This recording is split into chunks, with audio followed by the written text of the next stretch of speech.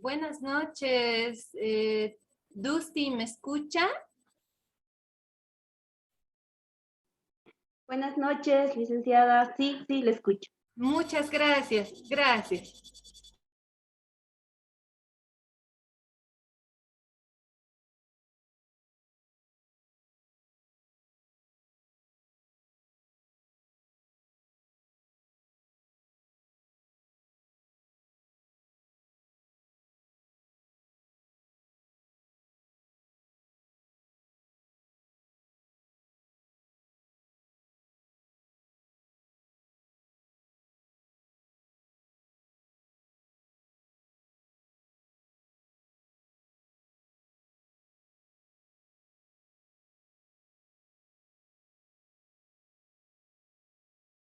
Enseguida iniciamos, por favor, Dusty.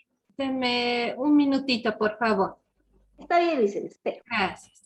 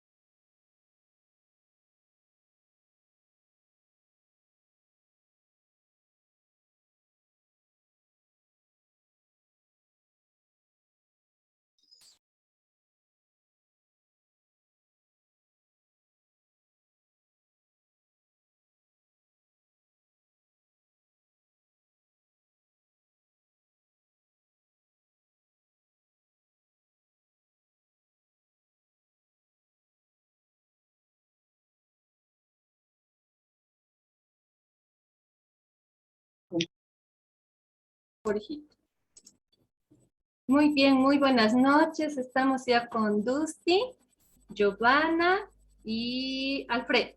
Muy bien, como las clases... Licenciado, buenas noches. ¿Cómo está Alfredo? Un gusto, buenas noches. Igualmente, licenciado. Bienvenido, muchas gracias. A Giovanna y a Dusty también. Espero que hayan pasado un lindo fin de semana. Y bueno, ya estamos en la semana 2, después de la primera semana que era más introductoria, en la que se habían revisado algunos elementos que tienen que ver con con el modelo de vida independiente, ¿no? Entonces, permítanme, a ver, por favor, voy a cambiar un ratito mi nombre. Les comento que estoy usando la cuenta de mi esposo porque tuve algunos problemas con mi cuenta, pero ya está, listo. A ver, vamos a ver. Son las ventajas y desventajas, ¿no? De la tecnología. Muy bien. Listo. Dusty, ¿de qué departamento es usted, por favor? De Sucre, Chuquisaca, Qué lindo. Ha estado con días lluviosos entonces, ¿no? Sí, bastante fuertes. Toda la noche llovió, todo el día. Terrible, ya anoche hubo un apagón de luz, ¿no? Exacto. Sí, en toda la ciudad creo que fue. Muy bien, Dusty, gracias. Giovanna, ¿de qué departamento es usted, por favor?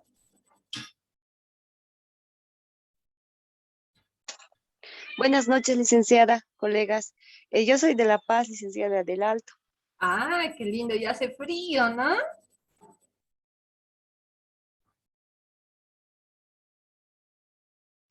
Bastante licenciada también la señal. Está lloviendo justo estos días, está muy fuerte. Muy bien, hay que abrigarse entonces. Gracias, Giovanna y Alfredo. ¿De dónde nos acompaña?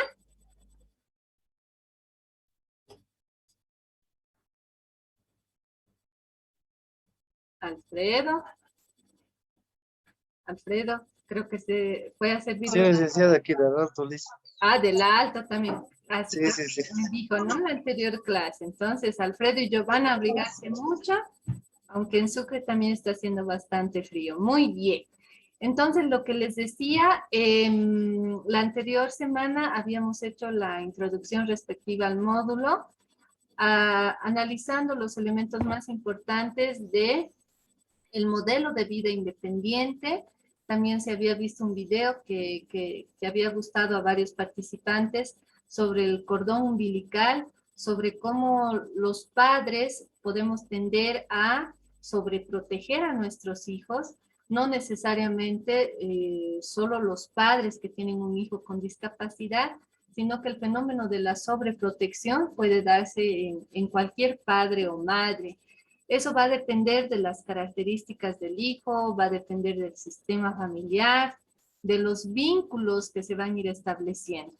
Sin embargo, habíamos coincidido también en la primera clase que la sobreprotección va a limitar al hijo, ¿no? Con discapacidad o sin discapacidad, lo va a limitar en el desarrollo de sus potencialidades. Entonces es importante como maestros en el rol que desempeñamos desde nuestros espacios laborales, que podamos identificar y también trabajar para romper, ¿no?, esas actitudes muchas veces negativas, de esas expectativas que en lugar de generar que la persona adquiera mayor seguridad en sus competencias, en sus habilidades, más bien esta persona se insegura, ¿no? Es un reto que tenemos que trabajar como educadores, ¿no? Y también, como hacía la reflexión uno de sus compañeros, primero como padres, porque a veces somos los primeros en ser sobreprotectores con nuestros hijos, o nos damos cuenta que siendo adultos, profesionales, ya con una familia, etcétera, seguimos siendo sobreprotegidos por uno o ambos padres, ya sea porque somos hijos menores o porque estemos en alguna situación de salud o por alguna situación, ¿no?, que hace que nuestros padres puedan ser sean sobreprotectores. Entonces, para ser empáticos con los padres de niños, de adolescentes, de adultos con discapacidad, es importante también que hagamos una autorreflexión y una autocrítica sobre cómo somos como padres y también como hijos. Y esto en definitiva nos va a ayudar a comprender la sobreprotección. ¿Cuáles son los miedos que se entrelazan en ese cuidado excesivo a los hijos que, bueno, pues evitan que los hijos sufran algún daño, ¿no? Pero en realidad no los vamos a poder tener siempre bajo nuestra ala, ¿no? Como padres. Entonces, como educadores tenemos que trabajar mucho con los papás en este sentido, porque si los padres no tienen una actitud positiva hacia la vida independiente de sus hijos, va a ser muy difícil que podamos llevar adelante, ¿no?, programas y otras acciones orientadas a la vida independiente. Muy bien, entonces vamos a ver ahora, voy a compartir pantalla para revisar esta segunda unidad temática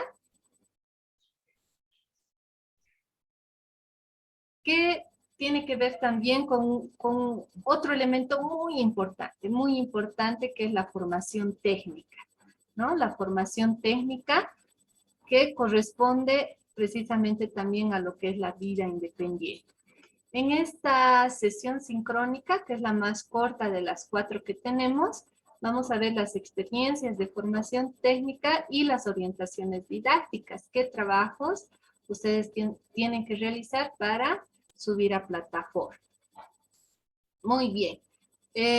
Antes de explorar lo que es la educación técnica, es importante también que hagamos un análisis sobre cuál es la percepción social que se tiene de la educación técnica, ¿no? En mi formación como psicóloga, cuando tuve la oportunidad de realizar orientación vocacional como psicóloga de unidades educativas o como parte de equipos de universidades, ¿no? Privadas especialmente, porque las universidades privadas han adoptado en los últimos años la política de hacer orientación vocacional gratuita con el fin de captar, ¿no? Estudiantes que se puedan matricular a su oferta académica. Entonces, en mi experiencia, ¿no? En procesos de orientación profesional y orientación vocacional, lo que se ha percibido es una percepción un tanto negativa a las carreras técnicas, ¿no? O sea, los bachilleres tienden a aspirar a entrar a la universidad, a tener una educación superior que les vaya a dar un título de licenciados, ¿no? Y cuando en las entrevistas se va explorando, se les pregunta sobre su percepción de carreras técnicas, en algunos casos tienden a infravalorar estas, considerando que van a ganar poco, ¿no? Que es fácil, que no van a tener el prestigio profesional a nivel social que ellos quisieran. Entonces, es por demás conocido en nuestro contexto que existen muchos profesionales con título de licenciatura, ¿no? Incluso de posgrado, que tienen diplomado, especialidad, maestría, que a partir del mercado laboral que ya está pues saturado, ¿no? No consiguen trabajo en la formación que lograron tener. Entonces, muchos de ellos se dedican a otras cosas, ¿no? A otras cosas, consiguen trabajo, consiguen una independencia económica a partir de trabajar en otros ámbitos que no tienen relación directa con su formación en licenciatura. Entonces, en estos procesos de orientación profesional, vocacional, se les hace analizar esa realidad, ¿no? Esa realidad del contexto, que no siempre en las universidades, tanto públicas y privadas, se realiza un estudio de mercado para poder hacer la oferta académica. O sea, salen muchos abogados, por ejemplo, muchos abogados de la carrera de Derecho, pero ¿cuánto realmente de mercado laboral hay? Y a pesar de esa reflexión, muchos adolescentes, ¿no? que están a punto de salir bachilleres, no tienen entre sus opciones la formación técnica, ya sea técnica media o técnica superior. Entonces, valdría la pena hacer investigaciones científicas profundas para poder establecer, ¿no? cuáles son las causas, qué factores determinan esa percepción un tanto negativa de la formación técnica. Sin embargo, nosotros tenemos que reconocer que la formación técnica tiene muchísimas ventajas, no solamente para las personas con discapacidad, ¿no? Sino también para las personas que no tienen una discapacidad. La formación técnica puede generar la formación, el desarrollo de muchas competencias, ¿no? Y algo muy importante, si vemos el lado útil, si vemos el lado práctico, pueden ayudar a la persona con discapacidad o sin discapacidad a ingresar a un mundo laboral que no está tan saturado como otras carreras a nivel licenciatura, por ejemplo, ¿no? Entonces, varias personas, tal vez alguno de ustedes, si nos alcance el tiempo, pueda contar una experiencia, se han dedicado a algo muy diferente que estudiaron, ¿no? Y dicen, si hubiera pensado mejor, podía haber estudiado este otro.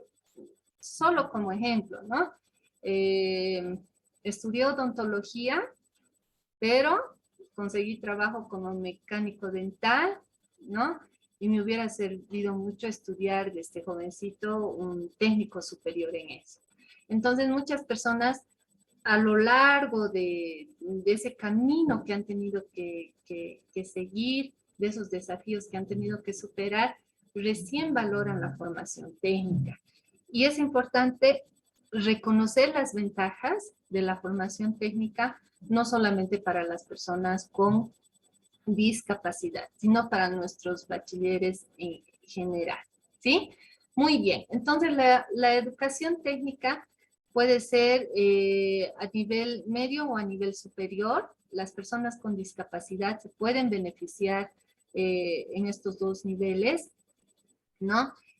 Por lo general, cuando la discapacidad, cuando la persona con discapacidad tiene características a partir de las cuales es más dependiente, en la mayoría de los casos va a acceder más a un técnico medio, ¿no? En donde le va a permitir acceder, sí, a un mercado laboral en donde va a ser dependiente y va a necesitar una supervisión continua, ¿no? Y permanente. A diferencia de una persona con algún tipo de discapacidad que a partir de sus características, esta persona se pueda desenvolver mucho mejor, ¿no? En un determinado trabajo. Eso vamos a ver en la siguiente semana, el perfil, por ejemplo, que se hace de las personas. Y podría acceder tanto a un técnico medio como también a un técnico superior, ¿no? Entonces, esta evaluación diagnóstica es una evaluación integral que va a tener que hacer el centro, ¿no? O la institución que está ofertando este tipo de educación va a tener que hacer una evaluación integral sobre las características de esta persona en torno a su discapacidad, también sobre las características a nivel del centro, a nivel de su familia, ¿no? Tal vez la familia, solo como ejemplo, tiene un negocio, ¿no? Tal vez tiene una, no sé, una tienda y está de acuerdo en que esta persona acceda a una formación técnica y algo concreto que ayudaría a la familia y que la persona está de acuerdo y se sentiría feliz de participar en este negocio familiar, es que pueda atender a los clientes, por ejemplo, ¿no? Entonces, para esto específicamente, ¿qué competencias va a desarrollar? Entonces, es un análisis bastante integral que se debe hacer de la persona y de su contexto para ver cuál es la mejor opción, técnico medio o técnico superior, ¿no?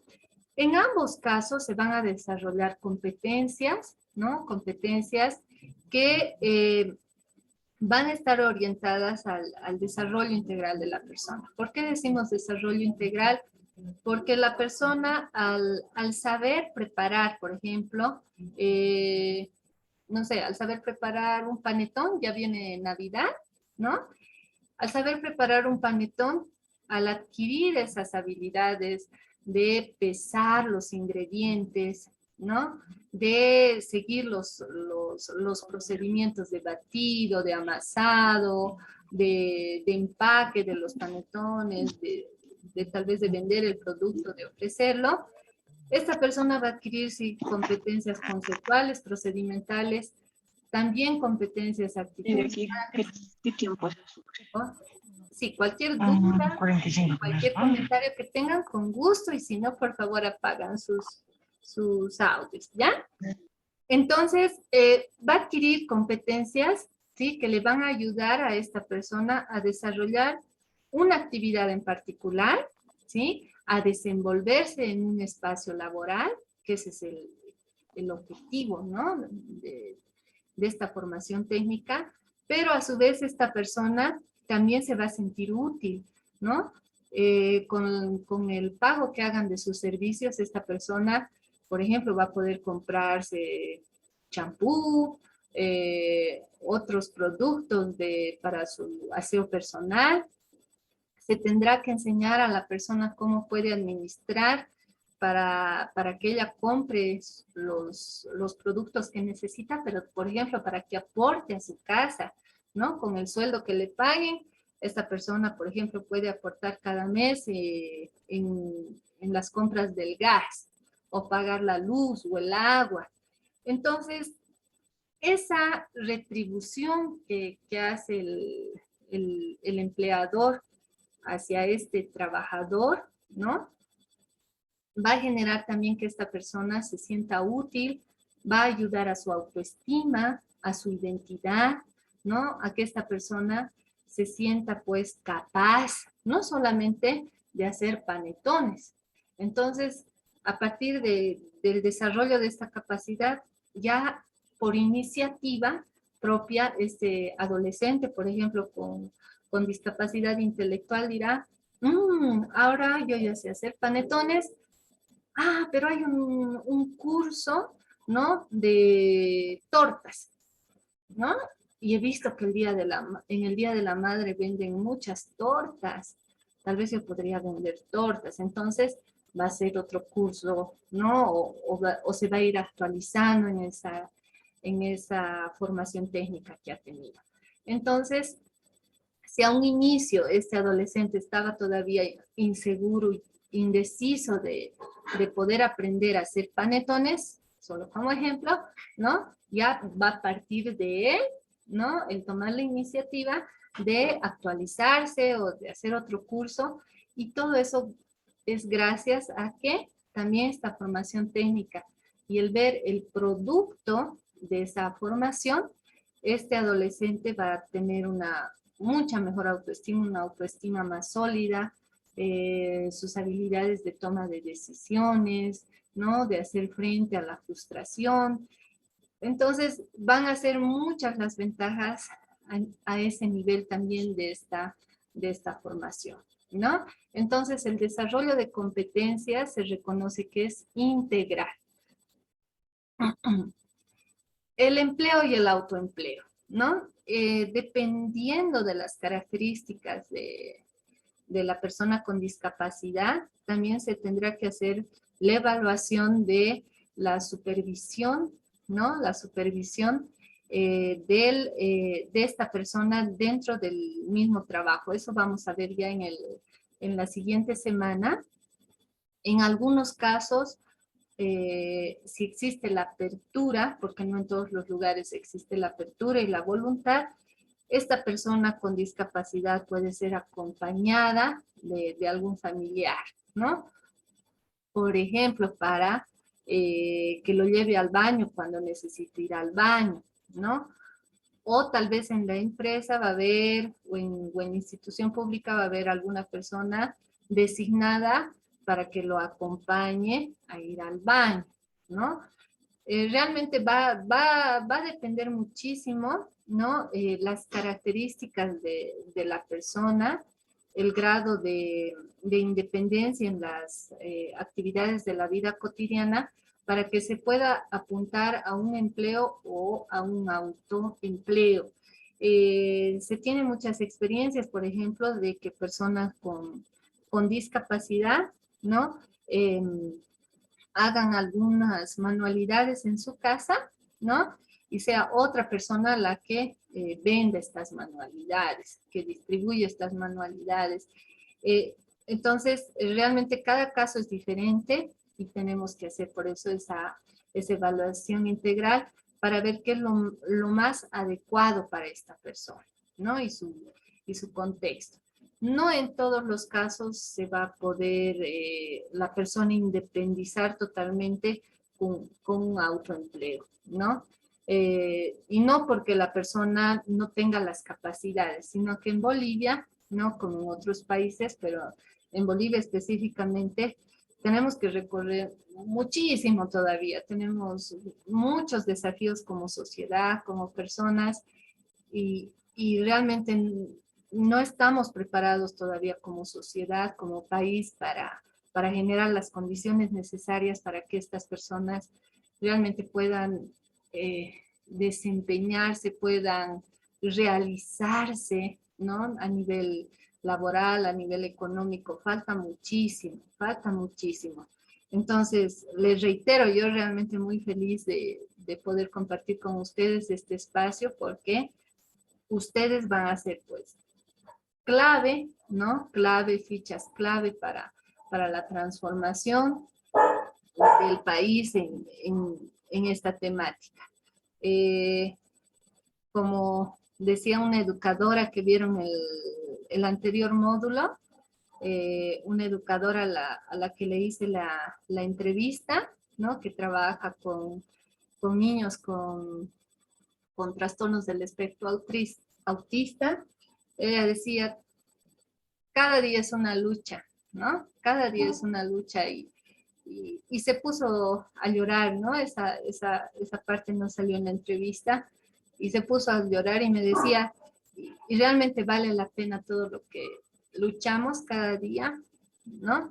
Entonces, claro que vale la pena porque cada pasito va marcando la diferencia.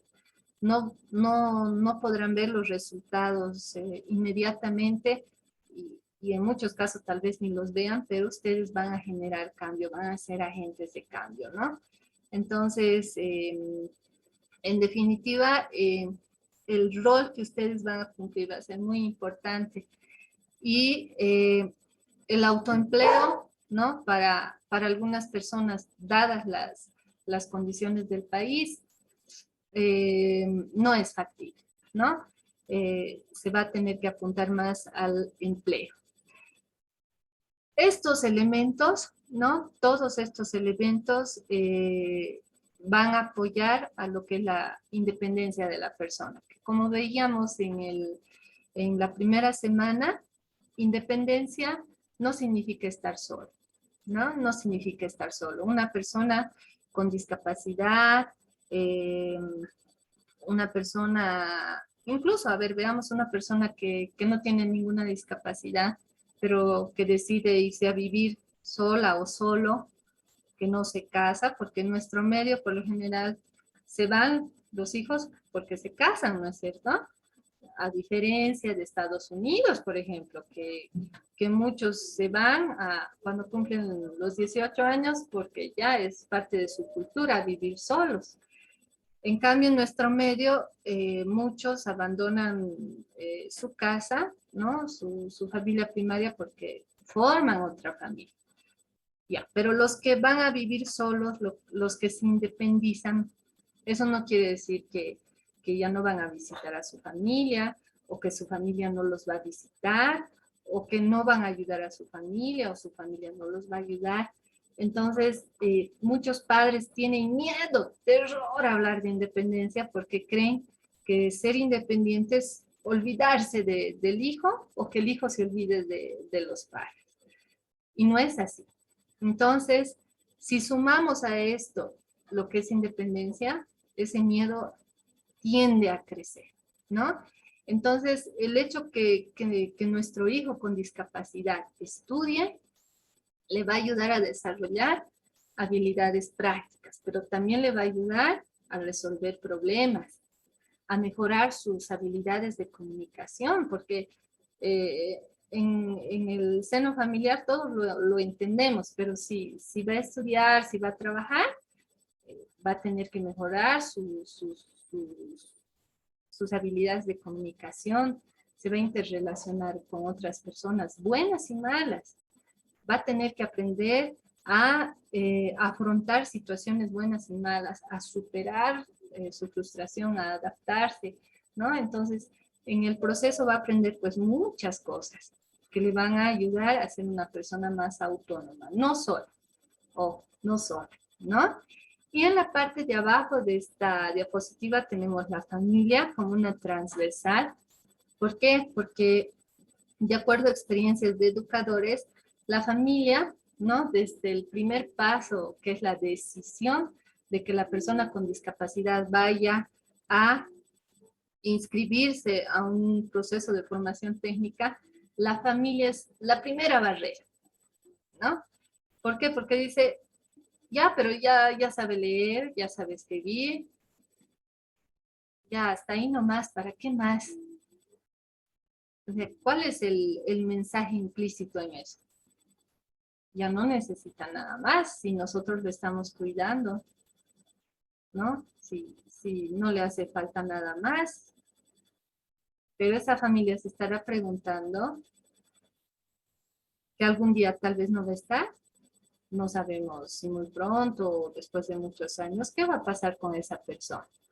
¿Va a poder vivir con los familiares más cercanos? ¿Se lo va a llevar a una institución?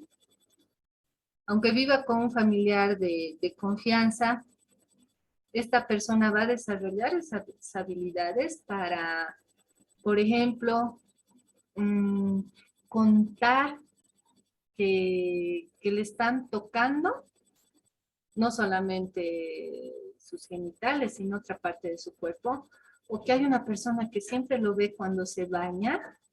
¿Habrá desarrollado esa habilidad la persona? Esta persona podrá ir a comprar pan solo a la tienda o sola, o siempre irán a comprar los familiares. Entonces, son muchas situaciones, ¿no?, que tenemos que problematizar a la familia para que tomen conciencia de que no se debe esperar a estar viejitos para pensar qué va a estudiar mi hijo. Ya tiene 30 años, pero no ha estudiado nada más.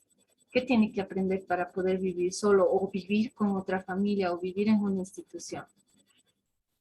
Los papás no tienen que esperar a saber que tienen una enfermedad grave y que van a morir para meterlos a sus hijos o fomentar que puedan aprender, ¿no?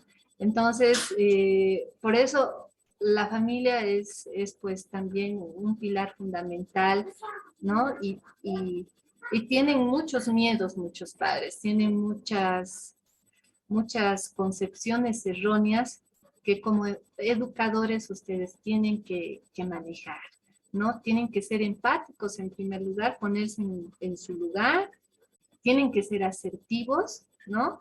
Eso siempre recomiendan las educadoras con muchos años de experiencia, ser muy asertivos, porque si somos torpes con los papás, podemos generar ya que se cierren más todavía, ¿no? Y que ya no veamos al estudiante. Entonces, con mucha asertividad tenemos que abordar esto desde el inicio. Si existe algún papá que está teniendo esa desconfianza de que su hijo inicie un proceso de formación técnica, conversar con él, ¿no? Conversar con él, coordinar una entrevista, ¿no? O en alguna actividad del centro que sea informal, tal vez alguna hora cívica, abordarlo, no siempre de forma tan formal, sino conversar con él, cuáles son sus miedos, ¿no? Si es necesario pedir ayuda a otro papá que ya está teniendo esa experiencia, que su hijo ya esté en ese proceso de formación, para que desde su experiencia, ¿no?, pueda compartir con ese papá cuáles eran sus dudas, sus preocupaciones, qué problemas pueden haber también, qué dificultades, cómo ha resuelto ese papá esas dificultades. Y si como educadores ustedes no pueden abordar a una familia o a algún miembro de la familia, también tendrán que trabajar con el asesoramiento de, por ejemplo, un psicólogo, ¿no? Un psicólogo, otro educador que ya tenga más experiencia, pero la familia, ¿no?, va a ser clave desde el inicio, desde la decisión de si esta persona accede a una formación técnica, ¿no? Y también a lo largo del proceso. Se ha visto casos también en donde, por ejemplo, la persona con discapacidad, ¿no?, se titula de panadería, ya tiene el título, ya sabe hacer panetones, digamos, ¿no? Seguimos con panetones, estamos en Navidad, pero la familia es la que va postergando su inclusión laboral, ¿no? Y, por ejemplo, le va viendo defectos a toda oportunidad de trabajo que se presenta, que es muy lejos, que pagan muy poco, que el jefe parece muy gruñón, que cuidado te lastimes, o sea, todo es pretexto, pongámoslo así, ¿no? Todo es pretexto para ir postergando. Entonces, esa postergación de algunas familias para la inclusión laboral que va enganchada de la formación técnica, muchas veces es o muy consciente o a veces es inconsciente, ¿no? Precisamente porque no se ha resuelto esa sobreprotección, no se ha resuelto ese miedo de que mi hijo que tanto he cuidado, tanto lo he cuidado, hasta de las miradas de la gente, ¿no es cierto? De esas miradas porque tiene síndrome de Down, digamos, ¿no? Siempre lo he cuidado, ahora ¿qué va a hacer él? Y si se hacen la burla, ¿no? Entonces, por eso es importante, muy importante trabajar con la familia. Muy bien. De acuerdo al, al Ministerio de Educación de Bolivia, en el marco de el sistema de educación,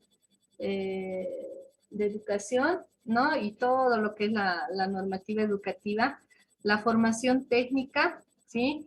Tiene que ver con la educación inclusiva, reconociendo ante todo que es productiva, ¿no? Productiva, en tanto que la persona con discapacidad no es pues un ente aislado, ¿no es cierto? Es un ser humano que forma parte de una familia, forma parte de una comunidad, ¿no? Y el desarrollo que esta persona tenga de competencias va a contribuir no solamente a su desarrollo integral, sino también ayudará pues a su familia, ¿no? A que esta familia, si antes, a ver, vamos a suponer, solamente el cuidador primario, la mamá, que si la mamá estaba toda la tarde con su hijo, cuidándolo, ¿no? O supervisándolo siempre, toda la tarde, eh, el hijo al ir al trabajo, ¿no? Ella ya va a tener más horas libres. Ah, ahí es el punto, ¿no? ¿Qué va a hacer esta mamá con las horas libres que tiene ahora para ella? ¿Va a entrar en cuadros de ansiedad? Lo más seguro es que sí, si es codependiente, ¿no es cierto?, a la discapacidad de su hijo. Pero si realmente esta mamá logra aprovechar estas horas libres, ¿no? Y de reconocer que no es egoísta el estar feliz que su hijo no esté, porque ella tiene ya más horas para ella, podrá ver los programas de televisión que ella quería, podrá ir a pasear con sus amigas, ir a visitar a sus amigas que no visita hace años, podrá ir a cursos, o por lo menos se podrá echar, ¿no? En su cama, cosa que no hacía antes. Entonces, tiene que ver también con la salud mental, ¿no? El desarrollo integral, no solamente de la persona con discapacidad, sino también del cuidador primario, de los hermanos, si es que los hubiera, y de la familia en general, y también de la comunidad. Cuando existe un panadero, sigamos con el ejemplo del panetón, cuando existe un panadero con síndrome de Down, ¿no? Y nosotros sabemos que él prepara el panetón y lo vende y es muy amable cuando nos atiende, y su panetón es exquisito, vamos a comprar el panetón, no por pena, ¿no? No por pena porque es un panadero con síndrome de Down. No, vamos a comprar el panetón, perdón, obviamente porque nos gusta, también porque apoyamos la producción nacional, pero también como comunidad vamos a estar mucho más sensibilizados sobre la inclusión de las personas con síndrome de Down en general y las personas con discapacidad en general, ¿sí? Entonces, realmente va a aportar también no solo a la sensibilización, sino obviamente a la reactivación económica que ahora tanto estamos trabajando como país, cada uno desde el rol que desempeñamos en nuestra vida cotidiana. Entonces la educación inclusiva, ¿no? En el marco de nuestra normativa nacional reconoce esto, ¿no? El criterio, ¿no? El principio de productividad. Si bien vamos a ver en la siguiente unidad temática, en la semana 3, las recomendaciones de la Organización Internacional del Trabajo con relación a la inclusión laboral de las personas con discapacidad, nuevamente viene aquí el punto, ¿no? Se tiene normativas, se tiene convenios, pero se tiene que trabajar mucho en la visión, en la mirada que tiene cada persona en la sociedad. Esta persona puede estar muy bien formada, tener un técnico medio en gastronomía, vamos a suponer, hacer panetones exquisitos, y tal vez nadie lo va a querer contratar, ¿no? O, perdón, una vez que contraten a esta persona, le van a decir, no, tú no vendes, ¿no? Está bien, puedes estar en la cocina, puedes preparar los ricos panetones, pero no vendes porque no van a querer acercarse las personas a comprar, ¿no? Entonces, ahí es un cambio de mentalidad, tanto del empleador, de las personas a cargo, pero también de los clientes. Y con algunos ejemplos prácticos muy, muy bonitos, muy reales, vamos a ver esto la siguiente semana, ¿sí? Muy bien, entonces, vamos a ver. Los centros si alguien quiere comentar o preguntar o compartir alguna experiencia también, bienvenido. ¿Ya? Perdón. Vamos a ver. Muy bien. En Bolivia se tienen varios centros de educación especial, ¿no? Se avanzó, estos últimos 10 años se avanzó, pero no es suficiente, no es suficiente. Todavía los centros de educación especial no abastecen, ¿no? Y no solamente a nivel de infraestructura, se necesita más ítems, el equipamiento, ¿no? Se necesitan todavía muchas cosas. Entonces, son desafíos todavía que como país, como sociedad tenemos, pero estos centros de educación especial día a día también aportan, ¿no? Aportan a la formación de las personas con discapacidad. En algunos casos los programas van a ser mucho más diferenciados, en otros casos en un mismo programa se van a tener diferentes discapacidades. Permítanme un momentito, por favor.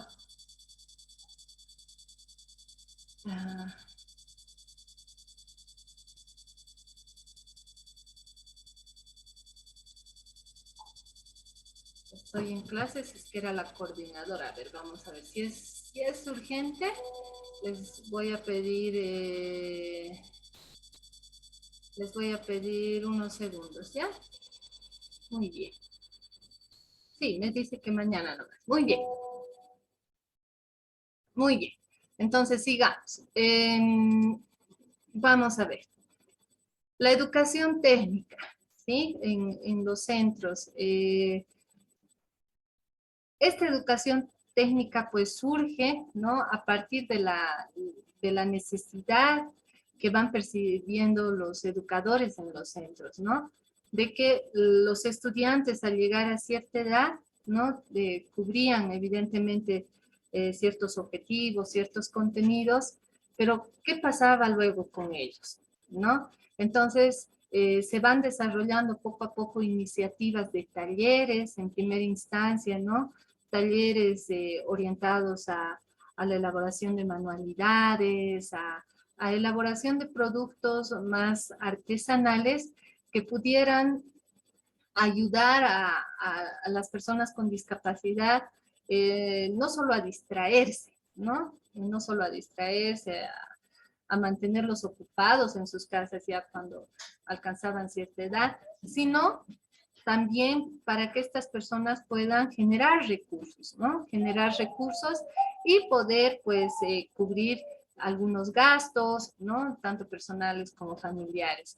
Entonces, van surgiendo así las iniciativas y se van estructurando paulatinamente ya programas de formación técnica a nivel medio y a nivel superior.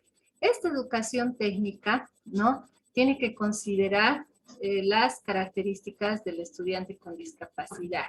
¿no? Las características no solamente en torno a su discapacidad, que eso es muy importante, ¿no?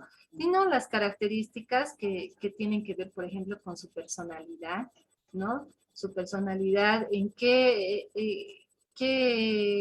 profesión, qué área le ayudaría más a esta persona de acuerdo a sus rasgos de personalidad. Aquí sería muy importante el asesoramiento de un psicólogo, por ejemplo, y si no se tiene un psicólogo en el centro, ¿no? Siempre se pueden ver alternativas, convenios interinstitucionales, ¿no? Redes de apoyo, pero tener el asesoramiento de un psicólogo, por ejemplo, para que haga un perfil a nivel psicológico de esta persona, ¿no? Para ver si se desempeñaría mejor en un área, ¿sí? Y no en otra. Que esta persona que es, vamos a suponer, muy introvertida, que puede ser un rasgo de personalidad, tal vez se sentiría mucho mejor en una carrera que tiene que ver con artesanía, con bijutería, por ejemplo, que hay experiencias en el país, y no tanto con, no sé, pues a ver, vamos a suponer, con una profesión que tenga que ver con mecánica, porque mecánica tiene que ver necesariamente con la interrelación, vamos a suponer, con el cliente, ¿no? Entonces esta persona introvertida se va a sentir mucho mejor y se va a desempeñar mucho mejor en una carrera en la que la actividad sea más solitaria, pongámoslo así, ¿no? Entonces, eso es muy importante considerar. Características de la persona, no solamente en torno a la discapacidad, sino también en torno a su personalidad, ¿sí? A su personalidad, en torno a las características también de su contexto familiar, ¿sí? Eso es muy importante, si es hijo único, si son varios hermanos, si es el hijo menor, el hijo mayor. Perdón, hijito. Sí, en el entorno familiar, ¿no? Más allá de la cuidadora primaria, existen otras personas que podrían ayudar a esta persona si es necesario a ir al centro de formación, a las prácticas. Si en este contexto familiar, por ejemplo, ya existe alguna experiencia de actividad económica, pues, que sea independiente, ¿no? Lo que les ponía como ejemplo, si esta familia tal vez es una familia ya de panaderos, ¿no? Y a esta persona con discapacidad le gusta y ya sabe separar yemas de claras, ya sabe usar la batidora sin ningún peligro, si esta persona se va a sentir bien y va a aportar ese negocio familiar, tal vez lo más probable es que se inscriba a un curso de técnico en gastronomía o en panadería, ¿no? En lo que ofrece el centro. Entonces va a ser importante las características de esta persona a nivel integral y para eso es el diagnóstico que se menciona en el video que vamos a ver al final de esta sesión, ¿sí? Muy bien. Luego tenemos vamos a ver la demanda laboral de la comunidad. Vamos a suponer, si acabamos con el ejemplo del panetón, esta persona puede aprender muy bien a hacer panetón, ya tiene conocimientos previos, van a ser muy ricos sus panetones, de hecho ya sin pasar los cursos ya tiene algunas habilidades, pero cada cuadra existe una panadería, ¿no? O sea, realmente hay mucha oferta de panaderías y en esta época de panetones. Entonces, ¿cuáles son las necesidades de la comunidad? Tal vez no panetón, tal vez masitas y panes para personas diabéticas, que eso no es muy común encontrar, ¿no es cierto? Y que hay personas diabéticas y que buscan este tipo de productos y que se encuentra a precios altos, por lo general. Entonces, a esta persona, capacitarle específicamente para productos para personas diabéticas, ¿no? Para que no esté con sus panetones y nadie le compre porque prefieren comprar un panetón más barato, ¿no? Ante la oferta y la demanda. Entonces, ¿cuáles son realmente las necesidades de la comunidad? Entonces, ahí se tiene que equilibrar entre lo que la persona puede, entre lo que la persona quiere, ¿no? Y lo que la comunidad demanda. Realmente, ¿qué necesita la comunidad? ¿Qué necesidades se tienen en la zona? Pongámoslo algo más pequeño, en la zona, ¿no? O en las empresas, si esta persona va a ser calificada y tiene la potencialidad de ser contratada, ¿qué requerirán las empresas? ¿No? Entonces tenemos que ver ese mercado laboral, tenemos que ver esas demandas de la comunidad. Y también tendremos que considerar los recursos del centro educativo. En la educación técnica, por ejemplo, si seguimos hablando de panetones, en este centro educativo,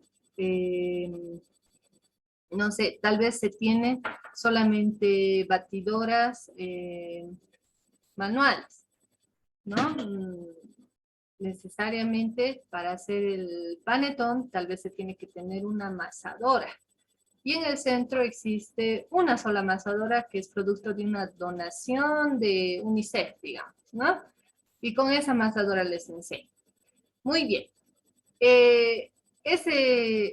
Esa persona con trastorno del espectro autista o esta persona con discapacidad intelectual va a poder comprar una amasadora para luego hacer sus panetones fuera del centro, va a tener que alquilar, y si compra se va a tener que prestar, su familia va a financiar la compra de esa amasadora. Entonces es factible que pueda hacer panetones, y si hace a mano, se va a abastecer solo esa persona, va a tener que contratar a otras personas. Entonces, se tienen que hacer muchas preguntas, ¿no es cierto? En ese centro, tal vez se tiene solamente un profesor de carpintería, ¿no?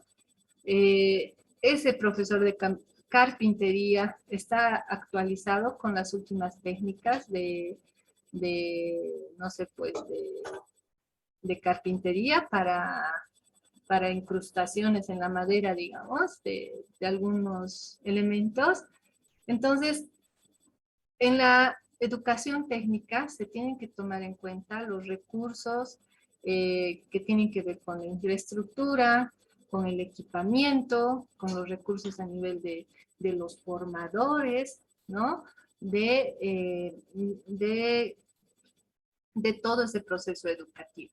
A partir de estas condiciones del centro, las personas con discapacidad van a tener más y mejores alternativas de educación técnica, ¿no? En Bolivia, como vamos a ver en el video, en Pando está uno de los centros que tiene una de las mejores condiciones, ¿no? Es un referente a nivel nacional.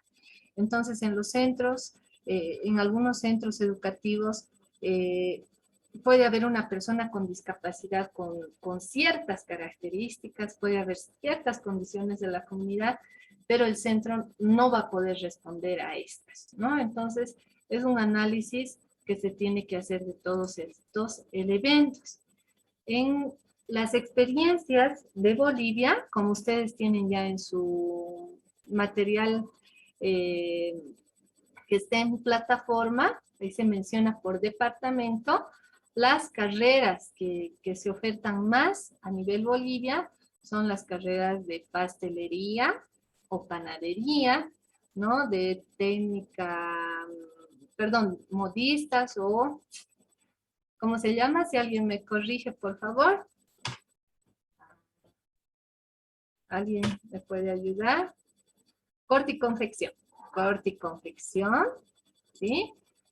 Tenemos mecánica automotriz también, ustedes tienen el detalle por departamentos en su material. Carpintería, ¿no? Que no solamente, si bien en los dibujos está aquí varones, obviamente también acceden varones y mujeres, ¿no? En estos pictogramas. Estos pictogramas, como han visto en el anterior módulo, es importante que los vayamos socializando, ¿no? En las presentaciones, por ejemplo. Luego, como en Tarija, por ejemplo, se tiene la formación en agronomía, ¿no? A nivel técnico medio, técnico superior. Es importante también, si nos referimos a arreglo de flores también, por ejemplo, en La Paz alguna vez he visto cómo personas con síndrome de Down, ¿no? Ayudan en el armado de los arreglos de flores, ¿no? No solamente para velorios, sino para otro tipo de acontecimientos. Entonces, se tiene también en Bolivia, ¿no? Experiencias prácticas de formación en, por ejemplo, en trabajos de cuero, ¿no? Hacer prendas de vestir en cuero, diferentes tipos de pinturas, de manualidades, ¿no? Tenemos que trabajar también en Bolivia, ¿no? A veces preferimos consumir una pintura extranjera que una nacional, no solo de personas con discapacidad o sin discapacidad. Tenemos que trabajar mucho, ¿no? En el apoyo a la producción nacional. Talleres de billutería también, y ya en lo que se refiere a experiencias en Bolivia, ¿no? Tenemos, por ejemplo, esta experiencia de Luis Anselmo Farfán Quiroga, que está en Tarija, que precisamente en los datos actualizados de su página trabajan con 46 personas con discapacidad intelectual, 14 con dificultades de aprendizaje, 2, ¿no? Con dificultades auditivas y una psicomotora, y 17 que también están en centros de educación regular. Entonces, carreras técnicas, panadería, repostería, agricultura. Aquí en esta foto que está en su página web de este centro, están viendo la socialización que se hace a las familias, ¿no? Antes de que la persona ingrese a este centro, se programa una visita a los ambientes de este centro para que las familias puedan conocer precisamente los ambientes, conocer qué actividades hacen, qué trabajos realizan, ¿no? Para que conozcan al personal también. Y en la entrevista que se hace a una de las encargadas, ¿no? Aquí se los ponía un corazón. Esta persona resalta la importancia del cariño, de la paciencia, de la vocación que tienen que tener los profesionales que trabajan con esta población.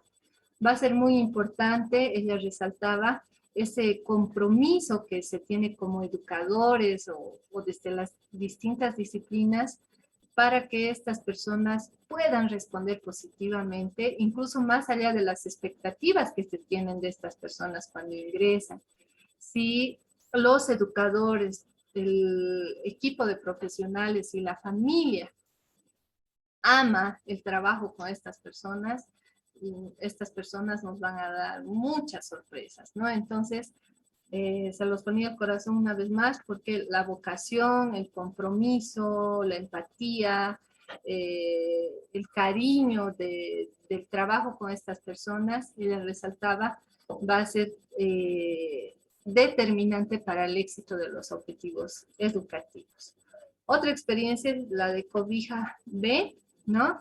De Villa, está en Villa Buch, Pando, con 130 estudiantes, ¿no? Aquí estas personas trabajan en lo que es danza y cocina, costura, tejido y pintura, ¿no? Y paralelamente a los objetivos de estos programas educativos se tiene la sensibilidad de la sociedad, ¿no? como les decía, por eso es importante, si uno va a comprar un panetón y te vende una persona con síndrome de Down, que sus rasgos faciales son muy característicos, ¿no? Eh, con esas escenas de la vida cotidiana, vamos a ir desmitificando que estas personas, qué sé yo, pues no pueden hacer nada, o tienen que estar en su casa, ¿no? O que siempre las tenemos que cuidar, como a pequeños niños indefensos, ¿no? Estas personas pueden valerse por sí solas, pueden ser productivas, pueden aportar, ¿no? Entonces, con estos procesos de formación técnica que van a estar enganchados con la inclusión laboral en esta institución y en otras, ¿no? Se trabaja mucho apuntando a la sensibilidad en la sociedad. Muy bien, entonces ahora vamos a ver esto para terminar. ¿Alguien tiene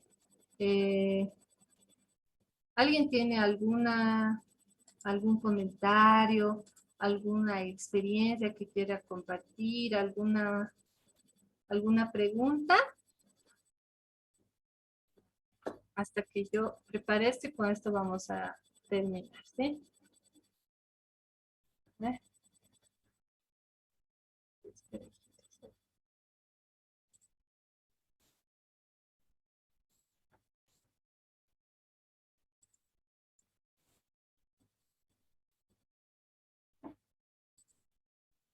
Ay, a ver.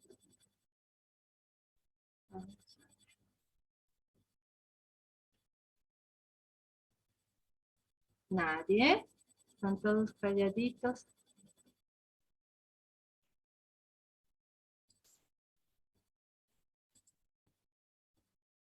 Ya, a ver, vamos a ver cuántos están. 11 participantes y son 20 y tantos, ¿no? A ver, vamos a ver, he dejado un momento, permítanme, por favor.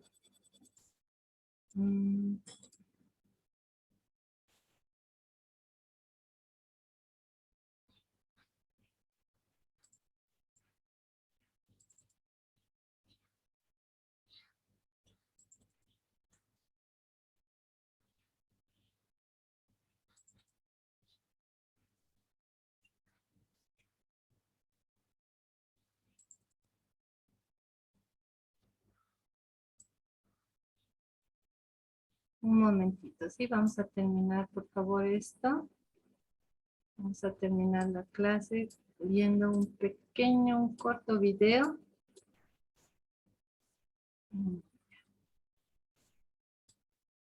¿Ya han respondido todos a su cuestionario? A ver, vamos a ver.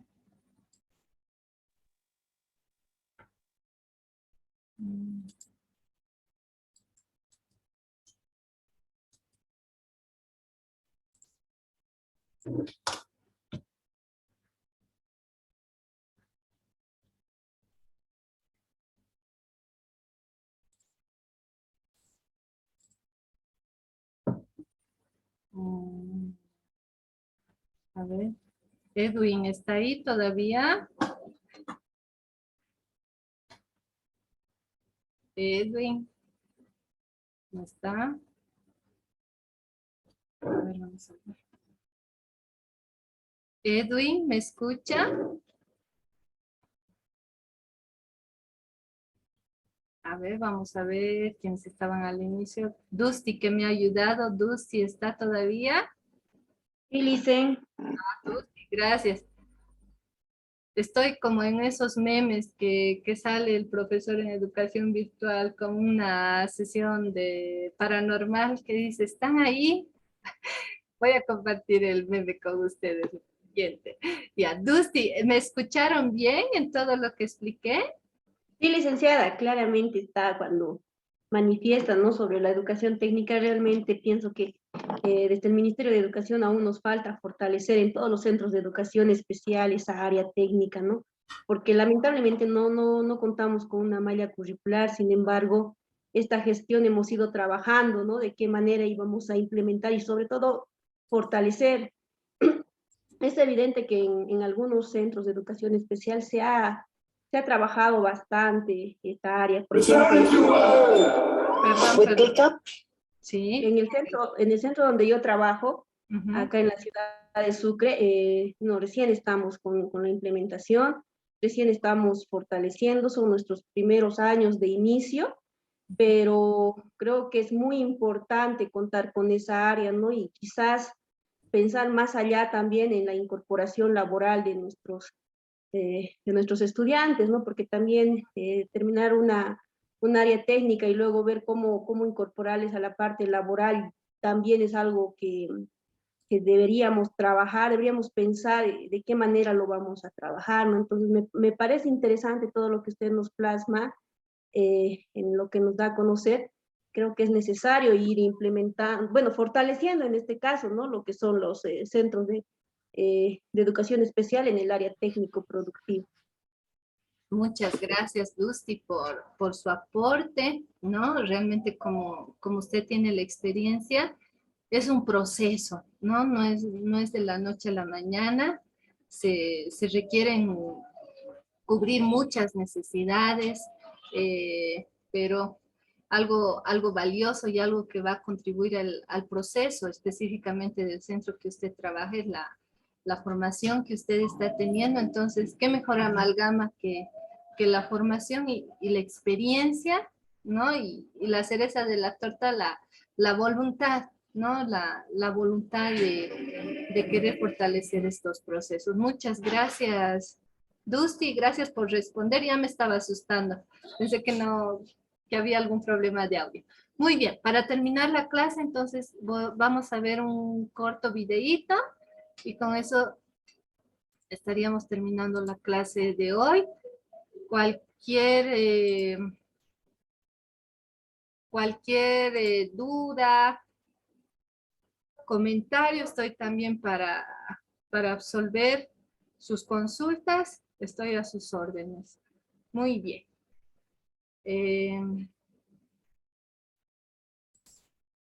Vamos a ver. El proyecto de formación técnica profesional apoya a 15 centros de educación alternativa y 2 centros de educación especial en los departamentos de Tarija, Pando y Chuquisaca, bajo la coordinación territorial de la Fundación FAUTAPO. Este es un proyecto de la Cooperación para el Desarrollo de la Embajada de Suiza en Bolivia, que ejecuta el consorcio Swing Contact FAUTAPO. Bolivia. Formación técnica profesional. Centros de Educación Alternativa CEA y Centros de Educación Especial CEE, el proyecto En Tiempos de Pandemia. Agosto 2020. A mediados de marzo de 2020, Bolivia ingresa en cuarentena a raíz de la pandemia mundial COVID-19. Inmediatamente, el proyecto Formación Técnica Profesional toma la iniciativa de continuar su trabajo apoyándose en el uso de tecnología virtual. 4 meses después, el 12 y 13 de agosto, realiza junto a la Cooperación para el Desarrollo de la Embajada de Suiza en Bolivia su primera visita virtual a los centros de educación alternativa y especial que apoya en 3 departamentos de Bolivia. Para mí la formación técnica profesional es muy importante. Creo que con eso dejamos como las semillas que se van a convertir en flores y árboles para el futuro de Bolivia. Estoy muy atenta a que ahora nos van a presentar sus experiencias. Un gusto realmente el poder asistir a esta reunión, a esta visita virtual, por el trabajo que estamos desarrollando a través de la formación técnica. ¿Cuál es el objetivo del proyecto? El objetivo principal de este programa es contribuir a una mayor equidad económica y social. ¿Cómo trabaja el proyecto? A través de talleres con todos los sectores productivos, educativos, gobiernos municipales, etc. Está acompañado por diagnósticos integrales. Parte de la estrategia también ha sido la adecuación de los perfiles profesionales al desarrollo de sus rubros. Y el respaldo a este proceso fue fundamental a través de la suscripción de acuerdos y convenios interinstitucionales para el desarrollo de prácticas laborales, para promover emprendimientos, para mejorar el equipamiento, etcétera, etcétera. ¿Qué se ha logrado con el proyecto? 5 actividades muy importantes. Priorización de 18 especialidades. Desde lo que se desarrolla el diagnóstico comunitario participativo, se establece la priorización de las 18 especialidades, tanto en lo que es en alternativa y en especial, en función al contexto, a la realidad y especialmente en función a las vocaciones y potencialidades productivas de la región. Elaboración de planes de mejora. Actualmente contamos con todos los planes de mejora de los centros de educación alternativa y el centro de educación especial. Entrega de mallas curriculares. La entrega de las mallas curriculares a nivel básico, auxiliar, medio, asimismo las cargas horarias y los contenidos. Equipamiento de centros. El equipamiento y adecuación de los centros de educación alternativa y especial. Capacitación en uso de plataformas virtuales. Capacitación virtual por FAUTAPO sobre el manejo de plataformas, planificación de procesos de enseñanza-aprendizaje en entornos virtuales, elaboración de contenidos multimedia. Y este es nuestro aporte desde el mundo de la educación. Esta articulación con el sector productivo, con los actores locales, con los actores educativos, en una implementación que se está haciendo con los centros de formación públicos, no hay duda que le va a dar mayor sostenibilidad a la acción que se está desarrollando. Nosotros estamos trabajando en lo que está a nuestro alcance, estamos predispuestos a seguir fortaleciendo, apoyando estas iniciativas. 83 docentes y directivos capacitados en gestión de aulas virtuales y elaboración de contenidos de enseñanza, aprendizaje, 67 clases virtuales, 37 carreras en proceso de equipamiento, convenios suscritos con 5 municipios en el departamento de Pando, 4 currículums elaborados en Pando. Me parece muy interesante escuchar las soluciones que han encontrado en las diferentes regiones. Yo quisiera agradecerle a Swisscontact, a la Fundación FAUTAPO y a todos los centros educativos. Gracias. Gracias. Chao. Muchas gracias. Gracias. Hasta luego. Gracias. Hasta luego. Muchas gracias. Chao.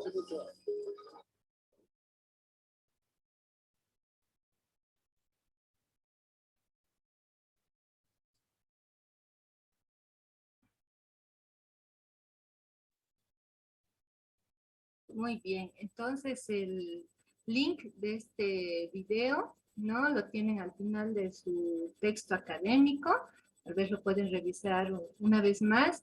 En él van a encontrar la experiencia especialmente de 3 centros educativos que permanentemente están siendo equipados, capacitados, ¿no? Por parte de FAUTAPO, también en coordinación con el Ministerio de Educación. Es toda una red de instituciones, como veíamos incluso la participación de un alcalde, ¿no? A partir de convenios interinstitucionales. Y en este video se resume su experiencia durante el año pasado, ya que si la educación regular ha sido fuertemente influida por la pandemia, por la incorporación de nuevas modalidades, ¿no? Como la virtual, la distancia, la educación técnica en los centros de educación especial no ha sido la excepción, ¿no? Se han tenido que adecuar sus procedimientos,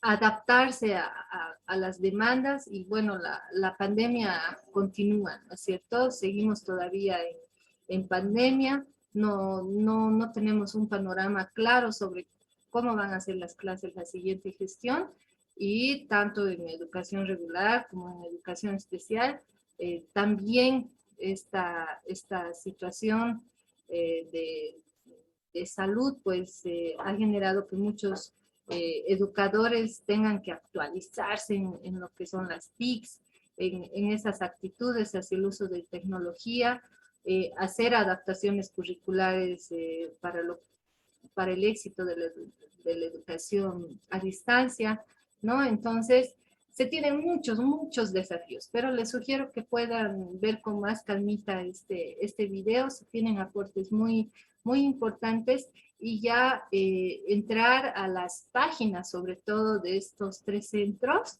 ¿no? Ahí van a encontrar, por ejemplo, la sistematización de sus experiencias en actividades con los padres de familia, en los resultados de esta formación técnica.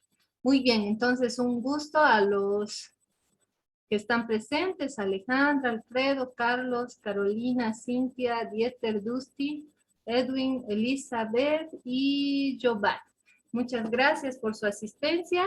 Nos vemos la siguiente clase sincrónica, que es el siguiente domingo a la misma hora. Que estén muy bien. Un abrazo para todos. Buenas noches, licenciada. Gracias. Buenas noches. Buenas noches, licenciadas. Buenas noches, licenciada. Muchas gracias. Buenas noches, Licen. Buenas noches, Licen. Gracias.